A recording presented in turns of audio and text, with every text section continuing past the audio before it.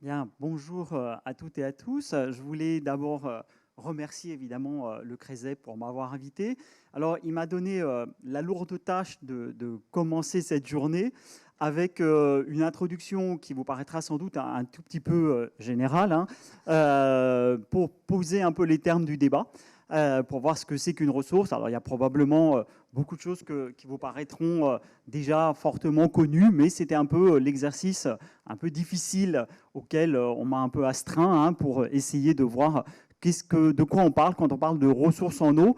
Alors vous verrez, je passerai effectivement au débat par voir un peu qu'est-ce que c'est que cette ressource, mais après essayer de vous donner aussi quelques clés, hein, sur lesquelles je pense les intervenants reviendront plus en avant pour voir, et puis pour terminer, quelques scénarios possibles, hein, qui sont envisagés actuellement par la communauté scientifique pour voir la gestion de ces ressources en eau, et peut-être, si on a un peu le temps vers la fin, quelques pistes pour également résoudre ces conflits, enfin ces problèmes et ces questions de l'eau, hein, qui vont devenir effectivement, comme ça a déjà été très bien dit avant, un problème majeur des prochaines années, puisque le dérèglement climatique va avoir des conséquences sur les températures, mais aussi et évidemment sur, et avant tout sur les questions de l'eau, et l'eau sera aussi également centrale, hein, pour les politiques d'adaptation et d'atténuation de ce changement climatique. La plupart des cartes et d'éléments que je vais vous présenter très rapidement, vous les retrouverez si vous voulez aller plus loin dans l'Atlas mondial et puis la géopolitique de l'eau. Deux ouvrages, hein, elles sont tirées essentiellement ici, qui reprennent un peu ce que je vais vous raconter aujourd'hui. Alors, je vais commencer, hein, je suis géographe, donc je vais commencer par trois cartes, puisque c'est un peu notre travail. Alors la première, vous allez voir, elle est extrêmement simple pour parler de ressources. C'est simplement, je ne vais pas faire l'affront de commenter cette carte que vous avez déjà dû voir largement depuis la classe de 5e. C'est au programme, hein. Donc vous avez la carte des précipitations avec évidemment cette irrégularité et cette opposition entre zones très arrosées et très sèches. Et une carte qu'elle ne montre pas, ces cartes, hein, toujours la question des cartes, c'est ce qu'elle ne montre pas, c'est la variabilité, hein, qui est effectivement la question principale de la ressource en eau, hein, c'est-à-dire la variabilité, c'est-à-dire avoir l'eau là où on en a besoin, quand on en a besoin, et plus que les moyennes qui sont en fait des indicateurs qui sont légèrement, qui sont intéressants effectivement, mais qui ne rendent pas compte du problème de l'eau. Alors, dans cette carte, on peut voir, hein, dans ces ressources, en allant un peu plus loin cette fois-ci, on distingue généralement ce qu'on appelle dans les précipitations. Là, vous avez une vision du cycle de l'eau. On verra après qu'on peut passer du cycle de l'eau au cycle hydrosocial de l'eau, mais pour l'instant, on va rester au cycle de l'eau avec ce que vous connaissez déjà largement, hein, évaporation, précipitation.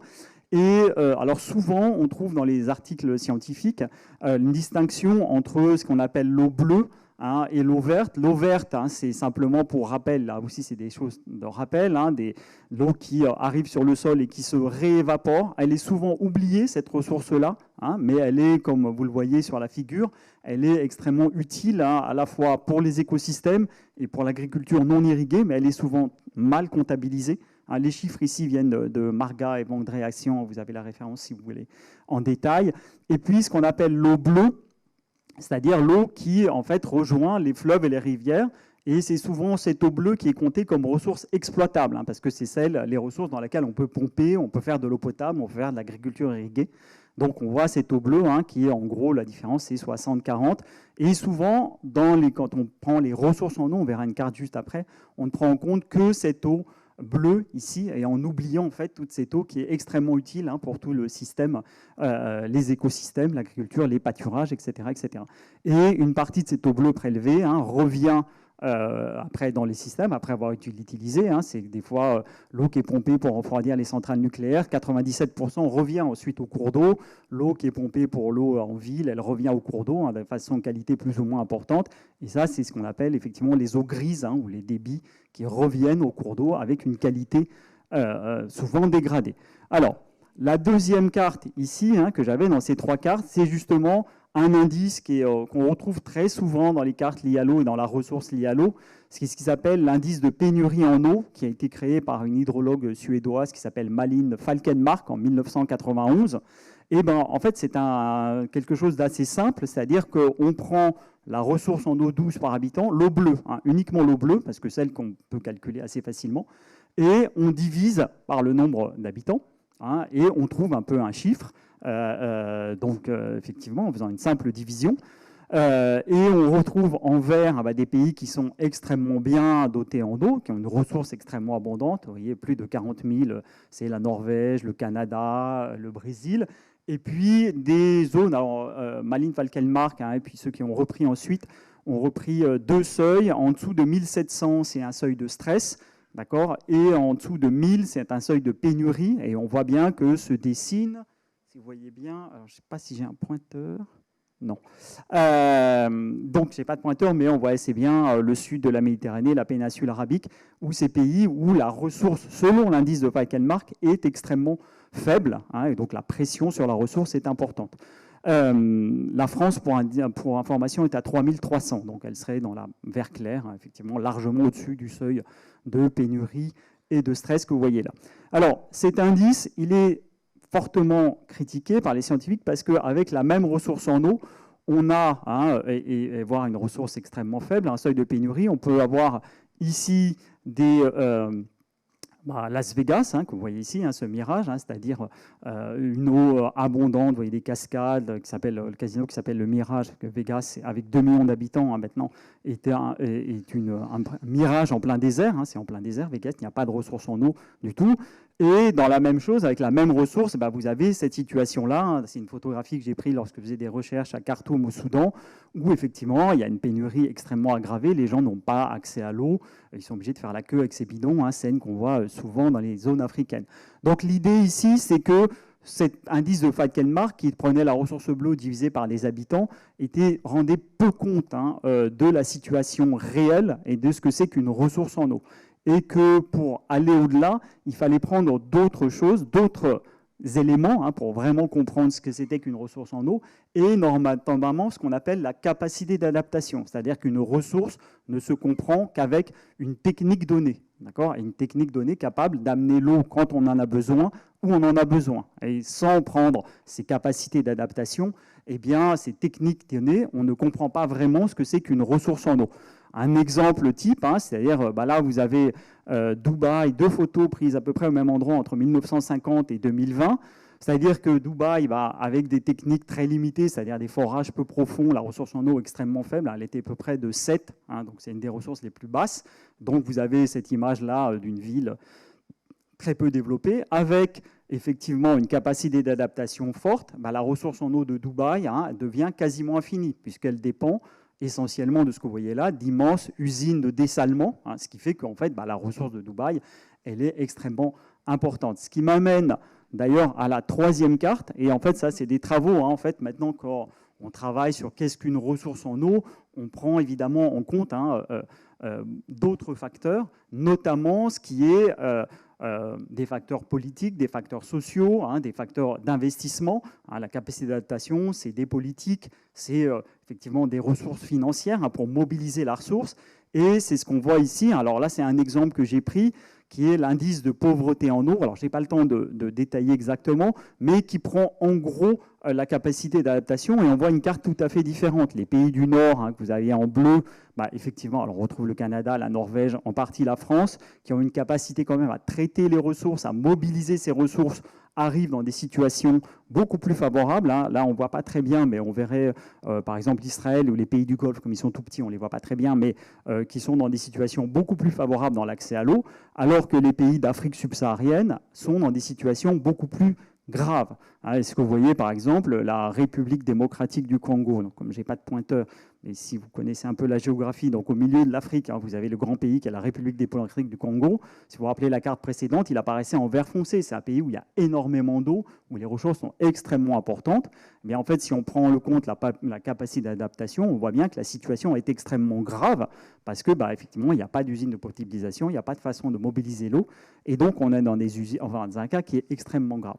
Donc, ça, c'était ces 3 cartes pour montrer comment on passe d'une ressource qui serait les précipitations à une ressource qui est la ressource mobilisable, l'eau bleue, et comment on passe en fait à une meilleure définition de la ressource qui est la capacité, c'est le volume d'eau disponible, mobilisable avec une technique donnée pour l'amener là où on en a besoin, quand on en a besoin, pour des usages industriels, agricoles et urbains.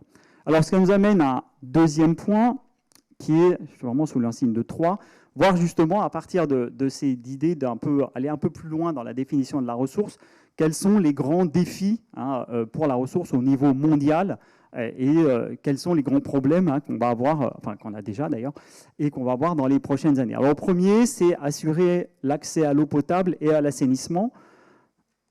Je vous rappelle qu'en gros, il y a 600 millions de personnes qui n'ont pas un accès minimal à l'eau potable. Mais les gens, alors pour ceux qui connaissent l'Afrique du Sud, c'est Pietermaritzburg, ici, donc une ville d'Afrique du Sud, où j'ai travaillé il y a longtemps maintenant. Les gens que vous voyez sur cette photo ici, ils sont considérés comme ayant un accès minimal à l'eau potable. D'accord ? Parce qu'en fait, l'accès minimal, c'est 25 litres par personne et par jour à moins de 200 mètres d'une habitation.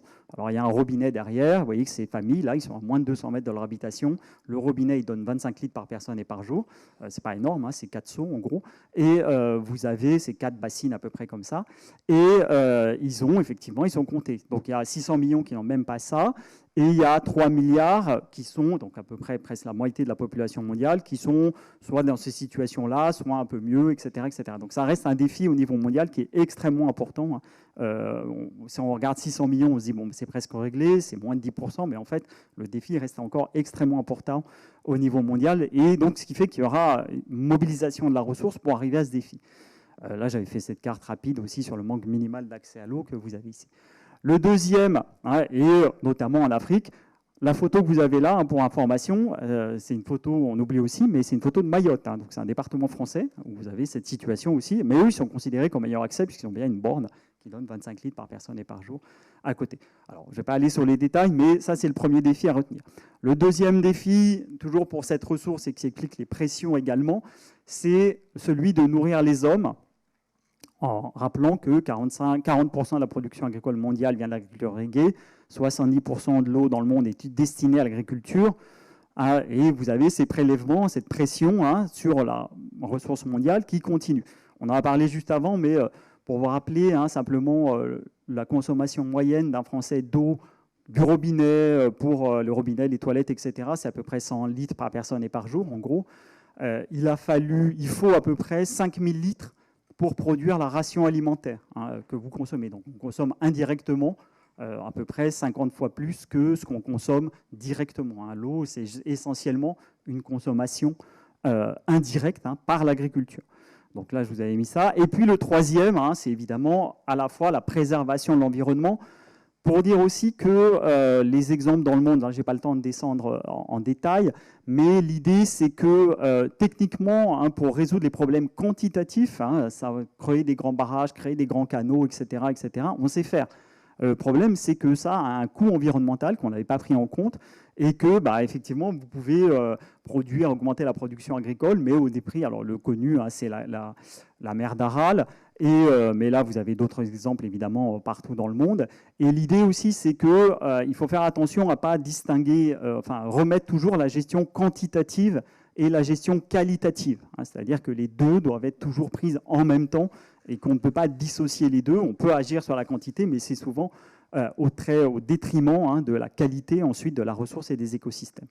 Alors, et le tout, effectivement, on revient à Descartes, qui sera aggravé par le dérèglement climatique. Alors, il y a encore beaucoup d'incertitudes sur l'impact du dérèglement climatique sur les ressources en eau. Même si ça commence à se clarifier maintenant avec l'avancée scientifique, notamment avec des diminutions de la ressource dans tout le bassin méditerranéen et en partie le sud de la France. Alors sur la France, justement, on est en frange entre les régions où, si vous voyez ici, il y aura une aggravation très marquée dans le bassin méditerranéen, probablement plus au nord, une précipitation plus importante, et une augmentation généralisée de la variabilité, ce qui fait que les trois défis qui sont déjà actuels vont être encore plus aggravés par ce dérèglement climatique, avec pour le moment une grande marge d'incertitude. C'est ça le problème pour le moment, c'est qu'on a encore une marge d'incertitude, même s'il semblerait que, a priori, c'est la variabilité climatique qui soit le principal problème, c'est-à-dire une aggravation des sécheresses et des inondations dans le même temps. Donc ça va être effectivement beaucoup plus, on viendra juste après.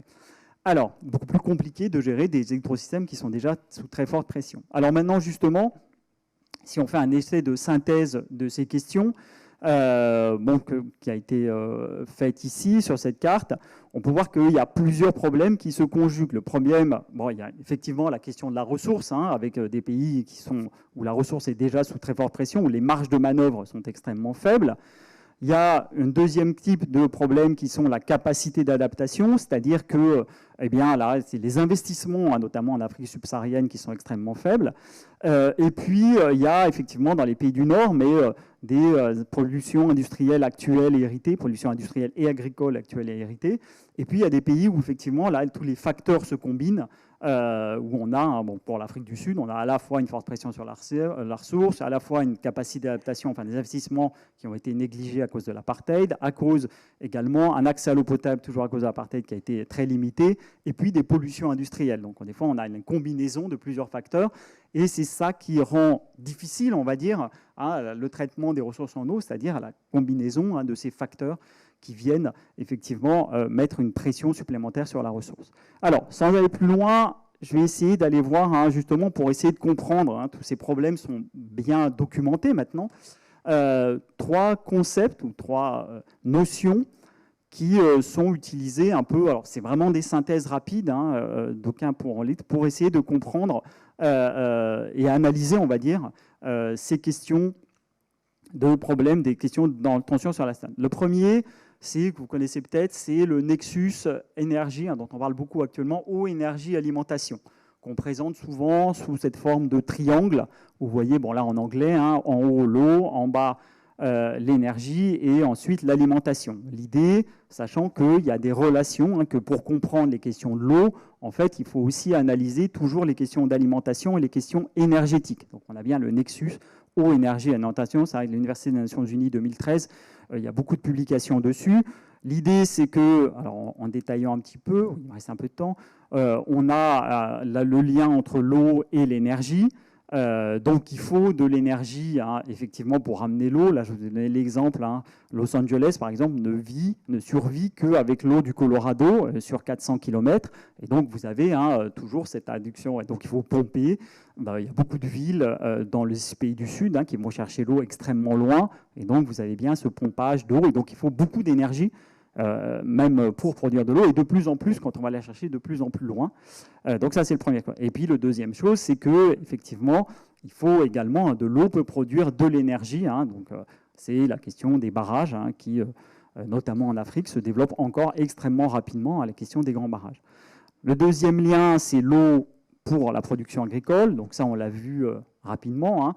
L'agriculture irriguée est la principale utilisatrice d'eau dans le monde, 70%.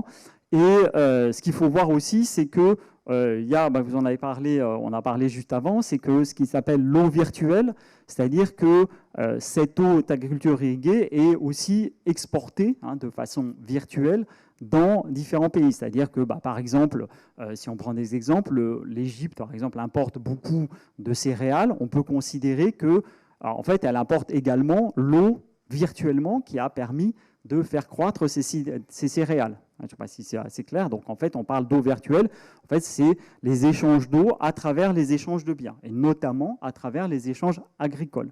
Okay, et donc, on a estimé, c'est Tony Allan, un chercheur anglais, qui a estimé que, en fait, l'Égypte avait comme ressource, on va revenir à la question de ressources, avait comme ressource brute uniquement le Nil, qui est relativement limité, et donc elle dépasse largement, mais il n'y a pas de crise de l'eau en Égypte parce qu'en fait, l'Égypte importe de façon virtuelle, effectivement, à travers l'importation de céréales, en fait, des pluies qui sont tombées aux États-Unis ou autour de la mer Noire. D'accord ? Donc c'est la question d'eau virtuelle. Et il a calculé que c'était à peu près l'équivalent du débit du Nil en eau virtuelle. Ce qui explique d'ailleurs que malgré des ressources limitées, les pays du Golfe ou les pays du Moyen-Orient ne subissent pas une guerre de l'eau généralisée parce qu'il faut prendre en compte aussi cette eau virtuelle. Donc il y a cette question, cette lien, et pareillement, effectivement, chaque fois qu'on importe des céréales ou du soja, en fait, on importe virtuellement des ressources en eau qui ont servi à faire pousser les produits dans d'autres pays. Donc c'est un système un peu, c'est un concept qui est très discuté et qui est très discutable, mais il faut l'avoir en tête pour comprendre des fois ces questions de ressources en eau et cette empreinte eau dont vous parliez qui effectivement dépasse largement les frontières des bassins versants. Et le troisième lien, bon là je vais aller assez vite, c'est le lien énergie-alimentation. Hein. Donc effectivement, là aussi, il faut beaucoup d'énergie pour l'agro-industrie. Et on peut évidemment, avec l'huile de palme par exemple, hein, produire de l'énergie à partir des cultures et donc de l'eau utilisée instantanément. Et donc l'idée, c'est de bien prendre les 3 points du triangle là, sur lequel je vais revenir ici, et de toujours considérer les 3 quand on regarde les ressources en eau, hein, c'est-à-dire de voir effectivement qu'elles sont en interaction et qu'on ne comprend la gestion de l'eau qu'à travers cette notion de nexus. Alors, je vais revenir un peu plus loin. La deuxième notion, donc la première c'est une notion, la deuxième notion, je vais aller assez vite puisqu'il y a quasiment un dans la salle ici, Jamie Linton, qui me fait le plaisir d'être ici, donc qui a été un des auteurs qui a promu la question de cycle hydrosocial. Et l'idée, c'est de dire que l'eau est, en plus de sa nature physique, a une réalité sociale, un élément, effectivement, et qu'il faut prendre, mais là j'ai vu l'atlas socioculturel du CRESEB rentre totalement dans cette idée de cycle hydrosocial, de prendre ces dimensions culturelles et historiques de l'eau. Je pense que Jamie vous en dira un peu plus. L'idée, c'est que l'eau, il faut toujours considérer que l'eau est intégrée dans la fabrique d'une société, et que, vous voyez, par exemple, là, c'est un petit répartiteur au Maroc, hein, et en fait, l'eau est à la fois le miroir, hein, ce qu'on dit souvent, c'est Olivier Aubriot, d'autres anthropologues, et le miroir d'une société. C'est-à-dire que quand vous regardez ce répartiteur, à la fois, eh bien, effectivement, il dépend de chaque famille qui a certains droits, etc. Donc, il reflète la structure sociale de l'oasis, mais en même temps, évidemment, eh bien, il crée des conflits, par exemple, parce qu'il y a beaucoup de conflits qui sont liés à le comptage, l'heure, etc. Et donc, effectivement, aussi, il a une influence sur la société. D'accord ? Donc, il y a un effet dialectique entre les ressources en eau et les choses. Et ce qui se voit, finalement, au niveau extrêmement local du petit répartiteur, se voit aussi au niveau des grands bassins versants, qui sont souvent devenus, d'un côté, vous avez l'Afrique australe, l'autre, c'est le Jourdain, c'est François Moll qui l'a écrit sur le Jourdain. Vous avez aussi, ces grands bassins versants sont le reflet, ces systèmes de tuyauterie, ce qu'on appelle des plumbing systems, qui sont devenus, qu'on retrouve dans beaucoup de grands bassins versants, le Colorado, le Nil aussi en partie, eh bien, sont aussi le reflet des relations de pouvoir à l'intérieur des sociétés. Ce qui fait dire à certains auteurs que l'eau ne coule plus actuellement vers la mer, mais elle coule généralement, la ressource en eau coule vers l'argent et le pouvoir plus que vers la mer. Et il faut lire les ressources en eau comme le reflet d'une société à travers cette notion de cycle hydrosocial. Bon, je vais passer, mais vous avez beaucoup d'auteurs, effectivement David Moss ici sur l'Inde, qui ont dit ça. Donc les systèmes de gestion de l'eau sont non seulement façonnés par les relations sociales et politiques, mais ils transforment en retour, et de prendre, c'est bien cette idée de cycle ou de relation dialectique, de l'idée que, effectivement, l'eau est le miroir, une relation dialectique entre l'eau et la société. Elle reflète les dimensions majeures, mais elle retrace également des frontières et des complications. Je me permets juste de vous signaler, oui, il vous reste 5 minutes. 5 minutes, oui. 5 minutes, enfin, si on veut avoir un peu jusqu'à d'échange. 30. Alors, la dimension, c'est le dernier concept, c'est les territoires hydrosociaux. Mais je vais y arriver. Qui est un concept qui est depuis 2016 et qui l'idée, en fait, un peu d'idée que de l'importance du lien entre la ressource en eau et les territoires hydrosociaux. Le premier, 3 idées d'un auteur qui travaille là-dessus, qui s'appelle Richard Boulens, c'est pour vous donner un peu quelques idées. C'est que le territoire est la manifestation spatiale du cycle hydrosocial. La deuxième idée qui est extrêmement importante, c'est que le territoire est aussi le lieu de coopération, mais aussi le lieu de conflit ni des inégalités. Ça revient, c'est qu'en fait les inégalités de la société vont se refléter dans le territoire et dans ces territoires hydrosociaux, c'est des lieux conflictuels, mais aussi des lieux de coopération. Il y a toujours cette idée de l'eau comme miroir d'une société. Et la troisième idée également, qui est également peut-être moins intuitive, c'est que le territoire n'est pas donné, mais en constante construction. Et ça, c'est quelque chose sur lequel ils insistent beaucoup, c'est que le choix des échelles, par exemple, à quelle échelle on va traiter quel problème, n'est pas donné, mais extrêmement conflictuel, et que c'est quelque chose qu'il faut toujours avoir en tête quand on traite les questions de ressources en eau, c'est-à-dire à quelle échelle je vais me placer. Est-ce que je vais me placer à l'échelle micro-locale, à l'échelle nationale, et avoir actuellement les interactions entre ces échelles. Il y a beaucoup de chercheurs qui ont travaillé, notamment Olivier Barthaud à Montpellier, hein, sur cette question d'échelle, de changement d'échelle, et que tout changement d'échelle est un acte politique important pour comprendre la ressource, et qu'il faut effectivement essayer parfois de remettre en cause l'échelle territoriale, hein, ce qui est dit compliqué, à laquelle on travaille, parce que les solutions peuvent se trouver à une autre échelle, hein, plus basse ou plus haute, hein, selon les cas. Donc ça, c'est un peu la question qu'il faut toujours avoir en tête, hein, c'est que ces territoires hydrosociaux sont toujours des territoires en construction, où on voit à la fois des conflits et des coopérations. Alors, je vais finir là-dessus, sur 3 scénarios qu'on voit. Alors, on a beaucoup travaillé, enfin beaucoup d'auteurs, hein, ici Tony Allan a refait hein, le passage notamment d'une gestion par l'offre, les grands barrages, etc., qui était les 1930-1970, à un passage qui était à une gestion plutôt par la demande, hein, de restreindre la demande, jouer sur, et avoir une réflexion sur l'environnement, notamment à la protection de l'environnement. L'idée, c'est que maintenant, on est arrivé à un point, effectivement, de rupture, hein, ce que vous voyez ici, après la transition vers la demande, et on a 3 scénarios possibles. Finalement, donc là j'ai repris d'un auteur sud-africain qui s'appelle Anthony Turton. Le premier, ça serait, on reprend la gestion de l'offre, on reconstruit, on repart dans des questions pour faire face au changement climatique, au dérèglement. On reprend des options de gestion de la demande, on construit des nouvelles infrastructures, des barrages, etc., etc. Ce qu'il a appelé le crash and burn scénario. Un deuxième qui serait à l'opposé finalement à un changement radical, un business unusual paradigm, c'est-à-dire un changement radical de façon de gérer l'eau qui effectivement réduirait forcément la demande, hein, ce qu'on voit en rouge, et puis un scénario mêlant qui serait bumpy road, un scénario de crise, hein, donc là je les ai repris, hein, effectivement, on verrait un prélèvement total au niveau mondial hein, qui continuerait à augmenter une pression sur la ressource extrêmement importante. On voit les limites, hein. Par exemple, l'Ouest américain a atteint finalement cette limite et à la limite les mirages que je vous montrais juste avant, hein, c'est à la limite de l'effondrement. Hein. C'est-à-dire que là, on voit, je vous avais mis une photo de Hoover Dam que j'ai prise il y a 2 ans, qui est en train de se vider, hein, et là, on est vraiment à la limite de ce modèle et la question de surexploitation des ressources, hein, construction de barrages et d'infrastructures. Et l'idée, c'est un peu, effectivement, est-ce que la réflexion qu'il y a dans l'Ouest américain, est-ce qu'il faut changer complètement radical ou est-ce qu'on continue et puis on risque l'effondrement extrêmement rapidement, maintenant, à une horizon de 10 à 15 ans. Le deuxième, ce serait un scénario rose, hein, qui est toujours dans l'Ouest des États-Unis. Moi, j'ai travaillé un peu là-bas, donc voilà, donc une contre-proposition de développement, en fait, en disant, non, il faut renaturer complètement, arrêter l'agriculture irriguée, limiter l'arrivée de la population. Hein, ça demande des changements et une volonté politique extrêmement forte. Et puis, finalement, finalement, un scénario qui serait business as usual, hein, c'est le bumpy road, qui serait plutôt dans l'Ouest américain, ce qui a été pris, mais ça peut donner comme exemple hein, dans d'autres pays et d'autres régions. C'est-à-dire, il y a effectivement à la fois des questions de water banking, etc. C'est-à-dire qu'on a des politiques de restriction, de limitation un peu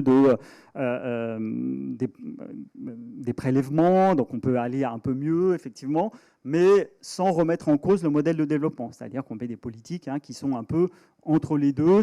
On a pris conscience des problèmes, mais ils ne sont pas réglés. Hein, on n'agit pas forcément sur la source, sur l'augmentation de la population, sur l'agriculture irriguée. Et donc, on a ce scénario de bumpy road où quand il pleut, les années sont relativement favorables, ça marche bien. Et quand les années sont très défavorables, là, ça ne marche plus. Et mais en essayant de repousser un petit peu. C'est un peu le scénario hein, qu'on a vu ces dernières années en France. Là, c'est une image d'un barrage dans les Alpes hein, en 2023 que j'ai prise il n'y a pas longtemps, qui s'est vidé. On a un peu cette idée de... Là, c'est un exemple de conflit également hein, qui se passe dans la vallée centrale des États-Unis, ou plus récemment à ce qui s'est passé à Sainte-Solide. Hein, c'est un peu le scénario qu'on est en train de prendre actuellement, hein, c'est-à-dire celui de... et peut-être l'année prochaine, ça ira mieux, donc on peut passer, et c'est une espèce de bumpy road scénario. Alors, je vais finir là-dessus, il me reste 2 minutes. 3 pistes, alors ça c'est un peu moins, et qu'on a vu hein, en regardant au niveau mondial les solutions qui peuvent être utilisées. Les 3 pistes, c'est la diversité, c'est-à-dire que jusque dans les années 80, on va dire 90-2000, il y avait cette idée de modèle mondial de gestion de l'eau qu'on allait appliquer partout. On voit bien que ça ne marche pas. Et que, effectivement, l'idée, c'est que les solutions sont extrêmement diverses et que, effectivement, pour ça, il faut la participation des populations et que cette diversité est indispensable. Et c'est grand le travail difficile, c'est-à-dire que chaque bassin versant, chaque cycle hydrosocial va devoir être traité différemment, hein, puisque effectivement, un bassin versant ne va pas ressembler à l'autre. Et donc ça, c'est un point extrêmement important, un gros travail, notamment pour les géographes et les sciences sociales, puisque ça va être cette idée de diversité. L'idée aussi, la deuxième, c'est de passer du cycle hydrologique, d'une vision centrée sur le cycle hydrologique, à celle citée sur le cycle hydrosocial pour construire des territoires hydrosociaux. Donc là, il ne me reste pas de temps pour continuer, mais il y a beaucoup de publications actuellement, hein, vous voyez, là, j'en ai donné une en exemple, pour comment construire un socio-hydrological research en plusieurs types, etc. Comment reprendre, là, vous retrouvez en bas le cycle hydrosocial un peu détaillé. Et il y a beaucoup de publications, hein, qui donnent un peu des pistes pour construire les territoires hydrosociaux, comment s'y prendre. C'est extrêmement long, c'est assez difficile, mais c'est là une piste pour effectivement résoudre ces problèmes liés à l'eau. Et puis le troisième, c'est la question de la solidarité. Parce que, alors moi j'ai travaillé, là c'est plus personnel, à la fois au Kenya, au Soudan, enfin pas mal en Afrique du Sud, et ce qu'on rend compte, c'est que tous les systèmes dans le cycle hydrosocial, il y a toujours des mécanismes de solidarité vis-à-vis de l'eau. C'est jamais quelque chose qui est considéré, hein, vous parliez de bien commun, dans les sociétés, on va dire, pas traditionnelles entre triple guillemets, il y a toujours des questions de solidarité, d'échange, on ne laisse pas mourir son voisin, on ne laisse pas son voisin sans eau, etc., etc. Il y a toujours des mécanismes qui ont eu tendance à être effacés justement par des politiques très top-down qui ne les voyaient pas. Mais si on regarde, il y a toujours cet exemple. Un dernier exemple ici, c'est à Khartoum, justement. Dès qu'on est un peu riche, hein, vous voyez que la personne, là, elle a un gris en fer forgé, ce qui montre une certaine aisance, eh bien, on met à disposition de tous les passants des jarres en eau, hein, parce qu'il y a cette idée qu'on ne laisse pas mourir son voisin avec de l'eau. Et il y a cette idée souvent fortement ancrée dans les sociétés de solidarité, hein, au niveau de l'eau et de gestion de l'eau, non pas comme une ressource, on va finir là-dessus, mais comme un bien commun avant tout. Et ça se voit, hein, quasiment toutes les recherches scientifiques montrent sur ces systèmes de gestion de l'eau, Maroc, etc., par Thierry Ruf, qu'il y a ces systèmes sur lesquels on peut s'appuyer, hein, pour créer des formes de gouvernance. Voilà. Je vous remercie pour votre attention.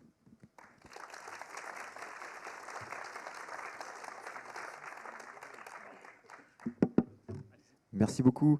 Merci. On se donne 5 minutes pour prendre une ou deux questions. On n'est pas en avance, mais voilà, on s'est dit que comme l'intervention d'après sera sur un registre un peu différent, voilà, s'il y a une ou deux questions dans la salle, n'hésitez pas. Vous avez tous un micro, toutes et tous devant vous. Donc, il suffit d'appuyer sur le petit bouton et le micro est ouvert.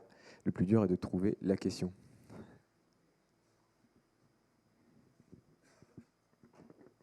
Oui. Oui, merci pour votre intervention. Je vous laisse vous présenter rapidement. Oui, Valérie Tabar, je suis conseillère régionale. Je trouve intéressant cette notion, ce concept de territoire hydrosociaux à construire et cette notion d'eau virtuelle, ou ce qu'a dit Delphine Alexandre, d'empreinte de l'eau liée à notre utilisation de l'eau sur d'autres territoires fragilisés. Et je voulais savoir quels outils on a aujourd'hui pour évaluer cette empreinte de l'eau sur les territoires de gestion de l'eau, ou c'est ce qui serait cette perspective de territoires hydrosociaux. Alors, comme je l'ai dit, cette idée d'eau virtuelle est en fait essentiellement liée cette fois encore au fait que pour produire par exemple du blé ou n'importe quel produit, hein, il faut évidemment utiliser beaucoup d'eau. D'accord ? Et donc, en fait, essentiellement, ça passe, hein, le calcul qui est fait par Tony Allen passe par la mesure de import-export agricole et de quantité. Et donc, en fait, on prend la quantité de blé, on multiplie en gros par 1000 litres, et 1 mètre cube par tonne, etc.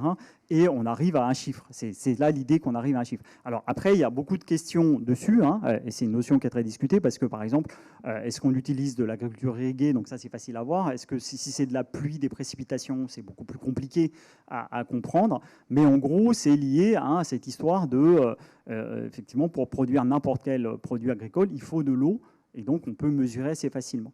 Et dans l'autre sens, on peut dire effectivement que quand un pays importe de l'eau agricole, son empreinte eau est aussi s'étend justement à des pays qui sont extrêmement loin. Il y a beaucoup de débats sur comment calculer exactement l'empreinte, etc. Mais dans un territoire quelconque, il suffit de, en gros, voir l'import-export de produits et ça donne effectivement l'eau virtuelle qui est utilisée. D'accord ? Si la Bretagne exporte, je sais pas, je crois de l'eau, du lait, enfin des laits en poudre, des produits, c'est de l'eau qui est exportée. On peut la compter comme eau virtuelle exportée vers d'autres pays. En branche, si vous importez du soja, il suffit de faire un calcul et en fait, vous arrivez à voir. Même si le calcul précis est extrêmement compliqué à faire, très discuté. Merci. On peut citer les travaux de l'Observatoire de l'environnement en Bretagne qui a fait un exercice sur l'empreinte eau aussi justement et qui sont disponibles, avec une méthodologie peut-être spécifique, mais ils sont disponibles. Une deuxième question peut-être, on se tiendra à 2 questions. Oui, là-bas, madame. Oui, Christine Prigent, conseil régional. Vous avez parlé des problèmes de tension sur l'eau, Colorado, etc., avec des gestions un peu compliquées. Mais vous n'avez pas du tout parlé des risques de conflit autour de l'eau. C'est-à-dire, près de chez nous, on parle de le Portugal qui n'est pas très content de la façon de faire de l'Espagne, mais il y a aussi tous les problèmes autour du Jourdain, autour du Nil, avec les barrages, etc., la Chine. Est-ce que vous pouvez nous dire quelques mots par rapport à ça? Alors, et c'est merci extrêmement difficile parce que j'ai écrit Géopolitique de l'eau, c'est un livre de 150 pages, donc je pourrais vous parler pendant des heures de ces questions. Et justement, je n'ai pas évoqué ici dans les concepts, parce que c'était un peu loin et ça nous emmènerait trop loin, cette question d'hydropolitique, et les questions d'hydropolitique de l'eau et de géopolitique de l'eau. Ce qu'il faut bien voir, c'est que souvent, il y a un peu des simplifications et on part un peu des indices de Falkenmark en disant on divise la ressource en eau et puis par le nombre d'habitants, l'eau bleue par le nombre d'habitants, et puis on se dit il va y avoir des conflits parce que c'est bas. En fait, il faut aller justement creuser la notion de ressources et que effectivement des pays qui ont une forte capacité d'adaptation, les pays du Golfe, ils n'ont pas d'eau mais ils ont le dessalement.